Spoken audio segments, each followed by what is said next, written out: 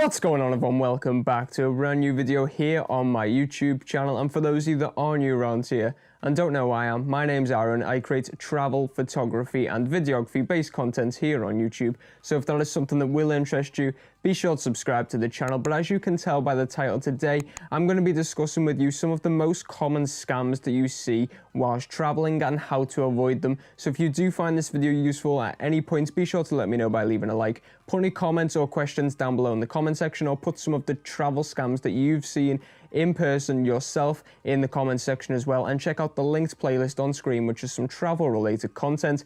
But let's just jump straight into the common travel scams that you will come across whilst traveling. Okay, so the first scam is one that actually happened to me in person, and it's to do with your mobile phone. Now, obviously, pickpocketing is a big thing, but people seem to be getting more and more clever and more creative with the way that they're going to try and steal your things. So for me, when I was actually in Berlin, I actually put my phone down on the counter or on the table. It was basically, I was in Starbucks and I put the phone down on the table, and someone came in with a piece of paper, and the piece of paper had a lot of information on, which is one of the key parts of the scam, and it was in a foreign language. And essentially, when they removed the piece of paper from the table, once I told them to go away, my phone was no longer there, and I saw that they had it in their hands, and I obviously managed to get it back, and obviously they got kicked out of the shop. But basically, people will try anything to steal your stuff, so do not leave anything out on show on the table. I was literally sitting in Starbucks, and the person basically put something over my phone to try and cover up the fact they were trying to take it, and obviously having a lot of information on the piece of paper made my attention draw more towards that than obviously my phone's safety.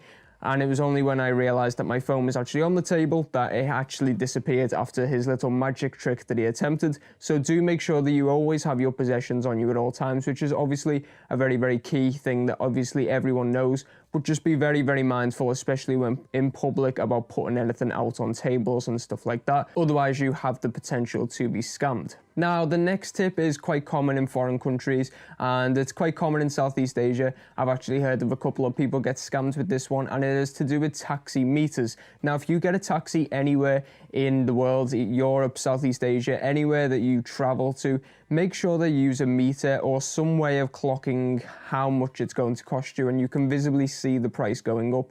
Because if you get in a taxi and there's no meter and you don't know how much it's going to be, the taxi driver can just make up any price and say that that's how much you owe them.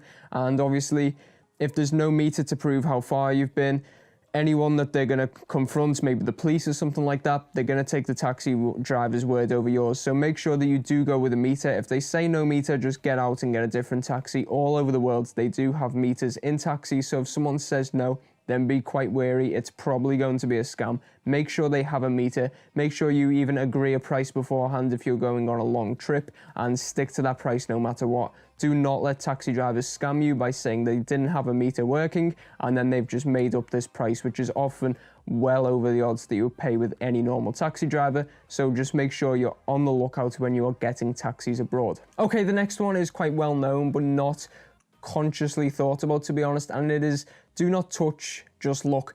This goes with small shops and businesses, basically souvenirs pretty much in foreign countries, as soon as you touch something, the owner tends to say that you are having to purchase that thing. And especially in some places, they are very crafty, and if you touch something, that thing may happen to fall off the counter a couple of minutes later, and then you suddenly get the blame and you have to pay an extortionate price. Or sometimes they will actually position things on the edge of counters, so potentially you knock them by mistake. So obviously, if you are looking at things and not intending to buy, then just use your eyes. If you want to buy something, then that's when you can start to touch things.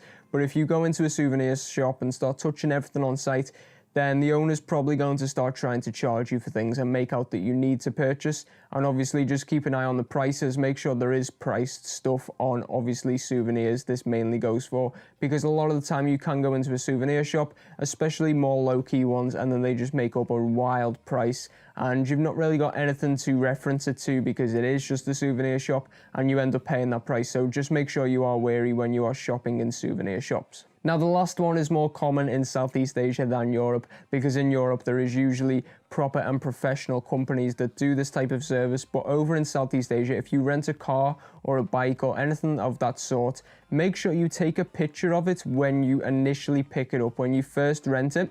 Because in Southeast Asia, quite often what they will do is they will give you a bike that's already had a hit. Maybe it's got a bit of a dent in it, or there's paintwork, you know, kind of ruined, rubbed off, whatever. And if you go and cycle away with it or drive away in it and then bring it back a few days later, they'll make out that that dent was not already there and that you've done that, and you obviously then need to pay a huge fee for whatever you've already agreed if it does get damaged. So make sure you take a picture of any damage that's already caused to the car or the bike when you pick it up. This, as I said, mainly goes for Southeast Asia, because in Europe there's usually proper companies, but in Southeast Asia, whilst there are companies that do this type of service, it's usually just from the local people who are willing to rent out a bike. So make sure when you agree the price and you pick the bike up or the car, just make sure you take a picture or a couple of pictures in detail of the car so you can see exactly if there is any damage. So then if they do try and attempt a scam on you, you can show the pictures clearly of when you picked it up and that the damage was already there. But that is all for this video. As I said, this was just going to be a couple of key scams